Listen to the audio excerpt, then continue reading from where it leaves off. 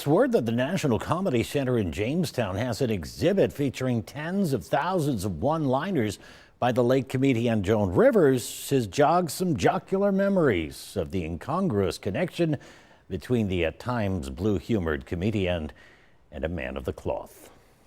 In his 30-plus years as a priest, Father Bill Quinlivan has served in several parishes, sometimes delivering a dose of humor in his homilies. It's funny because people will say to me sometimes when I attempt humor, what are you, a comedian? And I said, no, but I was a professional comedy writer. Turns out years ago, he would submit jokes to the late comedian Joan Rivers in exchange for the princely sum of a sawbuck for each one she used. And for a period of time in the late 1980s, he ended up selling roughly 24 of them.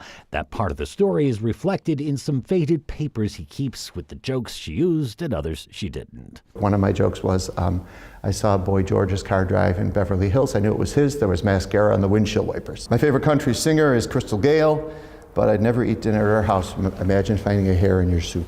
6 was the most I sold in one batch. That was a good year. To Joan Rivers. To Joan Rivers. Did you ever sell jokes to anyone else? Nope. So why Rivers? Well, he was a fan. Because I had been watching her for years, that was pretty easy to do, because I could hear her voice in my head, because I had heard her many times. But to quote Rivers, can we talk here?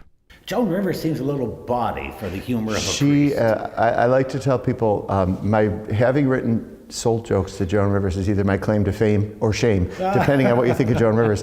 Truth is, he hadn't become a priest yet, and besides, though Rivers could be raunchy, I didn't write any of those jokes. Right. So even back then, I was pretty much a goody two-shoes, so I wrote kind of cleaner jokes for her. He did end up meeting Rivers when she came to Shays, and he was in the seminary, and he got a congratulatory telegram from her when he graduated. His funny bone was stirred again when he heard about the exhibit at the Comedy Center. So my family, my siblings and I are making a pilgrimage to the Comedy Center in November. And I'm going to bring some of my copies of the jokes. I'm hoping someone will let me open the drawers. What I saw online is they have a plexiglass shield in front of it, but I'm hoping someone will either let me or they'll go back and they'll look in the catalog and maybe pull out the cards from some of the jokes I sold. That would be a kick. It also might be like finding a needle in a haystack, though. His roughly 24 jokes would be somewhere around the 70,000 or so contained in the collection of one-liners. Scott and Mary Alice? I don't know, a little prayer, a little divine intervention, you might find it. Who knows? That's right, great story.